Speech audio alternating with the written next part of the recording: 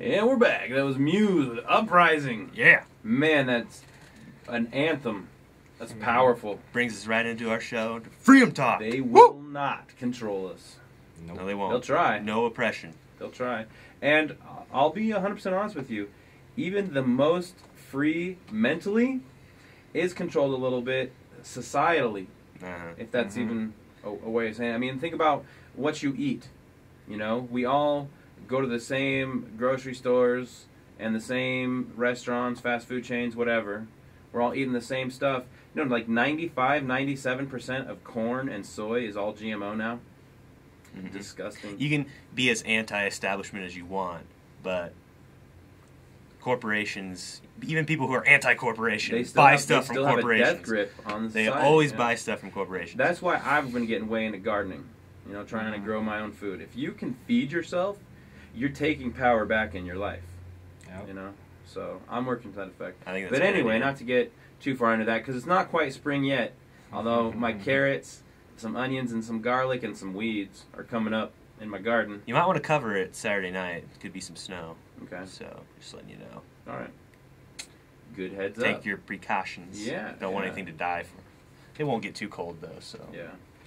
So, Nick, you got another story for us? Got another story. Yesterday, March 7th, Thursday, North Korea threatened the United States with a preemptive nuclear strike, raising the level of rhetoric as the UN Security Council approved new sanctions against the reclusive country. And, wow. It doesn't really surprise me, but wow. And, They were just testing missiles to see if they could, like, how far they could reach in the last couple of years, right? But they do have nuclear weapons now. They've set them off. And do they have the capacity? I mean, they were talking about Washington D.C. will burn or something, the Capitol. Because a lot of other cultures, they think about the Capitol, and most people here don't think so much. Because everybody in the Capitol has a bunker that matters, you know. Yeah. Like I almost prefer they hit the Capitol than the U. Well, not really. I prefer we don't get hit at all. Yeah. I was watching the video of the North Korean leader speak, and he basically said that fighting with us is inevitable. He expects the United States to get involved in North Korea, kind of like what we're doing to other countries right now. And he basically said he would rather strike first than to strike last. Yeah. Like he's like Lil Wayne. He doesn't bust back because he shoots first. Right. All he wants is for us to get out of South Korea. I mean, that's their big problem with us because he can see that we're going to try to get involved in support a South Korean push northward. Yeah. It's possible.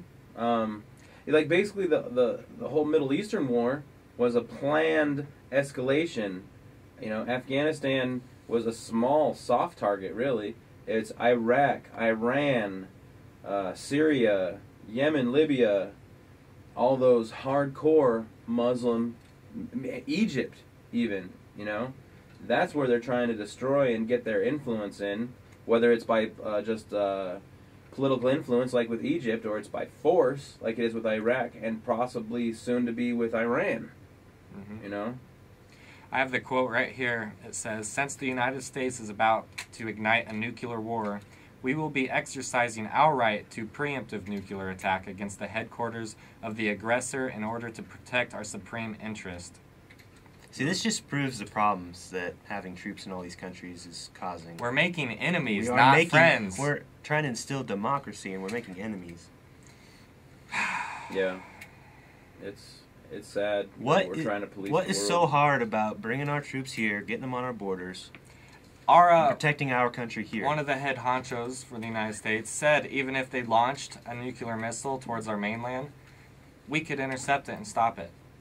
So why is it necessary we have to be involved in South Korea or any other country for that matter that doesn't want us there? Yeah. Well, South Korea does want us there, doesn't it? Well, In a way. I mean, they're really a puppet of ours now. It's not they want us there because we tell them you want us there. Right. You know, and it's like the rest of the world. But even if they want us there, do we have the budget to afford being all these places? Absolutely not. We are borrowing so much money right now, and we are paying for like the South Korean military. Mm-hmm. You know, I don't have the numbers in front of me, but I wouldn't be surprised if more money went from American taxpayers to the South Korean Air Force last year than went to roads in Nebraska. You know? Yeah, I could see that. And to me, that's a shame. Yeah. If you're going to be a nation that has a military, you should be able to support it yourself. Otherwise, I don't know. But Don't have that military. there's so many people who argue that we need to have our troops there, like in all these other countries, and they use like they say we would have to fire them or something, Yeah. but they don't understand that we don't have to like fire these troops. You know, we can just relocate them. Absolutely, you could bring them home and put They'd them, still put them have to work in jobs, different I mean. stuff. Right. And that doesn't have to be in a capacity of policing the civilians. It doesn't have to mean that suddenly that we have 1 million more law enforcement officers. Yeah, we don't want that. Because there are laws on the books that say that our military cannot be used against us.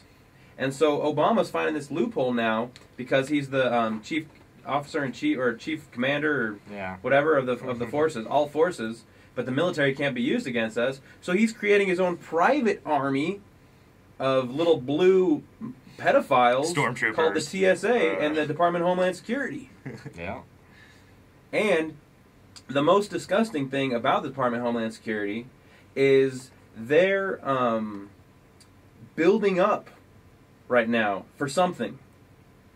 And they lie and they deny it. In the last year, the DHS has put on order 1.6 billion. Actually, one order was 1.6 billion bullets. Now, to my understanding, this is just the bullets, not the actual loaded ammo. Mm-hmm. But that's part of the process. They plan on loading these, you know. I'm not 100% on that. But anyway, there were actually other orders of ammunition that totaled it. So in total, it's like 2 billion rounds of ammo, right? Or 2 billion bullets, whatever it is. Mm-hmm. On top of that, the DHS has purchased in the last year 7,000 tactical assault rifles, which is a black rifle that has semi-automatic capacity, you know, for as personal defense weapons. And these aren't semi-automatic; theirs are fully automatic. Right. You know, so while our government and senators and whatever are telling us that these don't belong on the streets of America, they belong in war zones. They're still on the streets. Our government is buying them to patrol the streets of America. They're still going to be on the streets, just in a concentrated hand. Exactly. Centralized in the hands of only those people. Yeah. And it's been shown in history time and time again, once the government has complete control of violence, once they have the power to do violence over you, like you are outmatched, you're done for. They usually use it. They oppress, usually, yes. So, and then on top of the rifles, another like 2,000 armored transport vehicles were just purchased by the DHS from the military and refitted, saying words like police on them. Mm-hmm. So again, this is Obama and his private army cracking down on us without due process. Now, I haven't used drones on you before, so what makes you think I'll do them in the past? You're gearing up for it. The fact that you're fighting to have weaponized drones in our country tells us that you intend to use it. If you didn't intend to use it, you wouldn't care. I don't know about you guys, but I would rather have our military here protecting us rather than a police state. Well, that goes without saying. Like, the military, I'd rather have them here protecting us for defense. Yeah. Like, I'd feel a lot safer rather than having the government try and increase the police state. You would be much safer. Yeah. Because, one, we'd be better protected. You know, our southern border is just rife with violence right now. But two, we would be saving billions, if not trillions of dollars. We are so overextended financially, and this is getting above some people's heads. But Bernanke just came out last week in front of a Senate committee, and was asked about quantitative easing, and somebody asked him to explain it, and he started getting into it, and they said basically you mean money printing, right? And he's saying, well, it's the creation of equities and blah, blah, blah, blah, blah. Basically saying, yeah, it's money printing. It's the creation of money to prop up stability a little bit longer and a little bit longer. And they just keep doing it. And it wasn't even called quantitative easing. They're on QE4 now. But before it was named something else. They just create more money to put into the whatever. Yep. The great pool. And we all know the long-term effects of printing money. So, this anyway, the drone thing, man, it's really got me upset. So again, Rand Paul, way to go. Yeah, if you wanna know more about the North Korea article, I'm reading this off of yahoo.com/North Korea, blah blah blah. Just it's easy to find. Just Google it or Yahoo it. And real quick, because we're almost out of time for today. Something else I wanted to bring up about the ammo buy-up, right, was there was an interview recently with a Marine in California, and he asked the question to the Department of Homeland Security, why? Why do you need this much ammo? And their answer is target practice. Ha!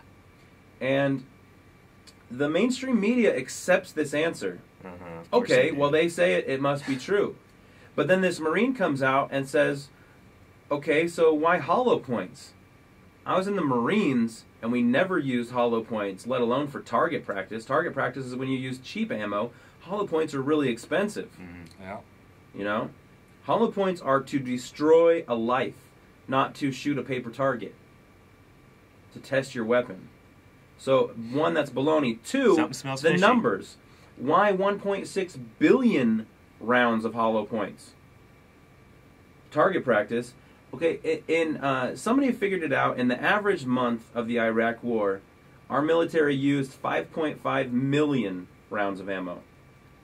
So, according to their calculations, the Department of Homeland Security, with all the ammo that it's purchased in the last year, is prepared for a 30-year Iraq War. Are you telling me you fire more in target practice than you do in active battle?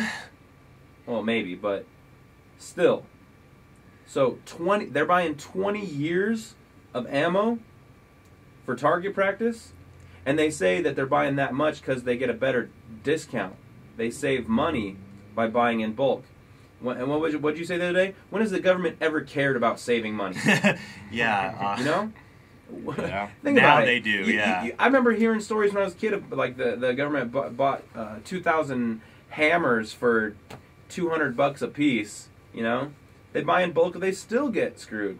Because it's set up of people in the power to make those contracts washing the backs of the people who paid for them to get in that position, who own some hardware company or distributor of tools or whatever. You know? That's how our government works, man. It's a shame. We're not really a free capitalism society. It's a crony capitalism, where once you make it to the top, you buy everybody who can keep you there and keep everybody else pushed down. And that's not a cool system. Something is rotten in D.C. Yeah. I smell the fishiness from here. We're in Nebraska. Wow.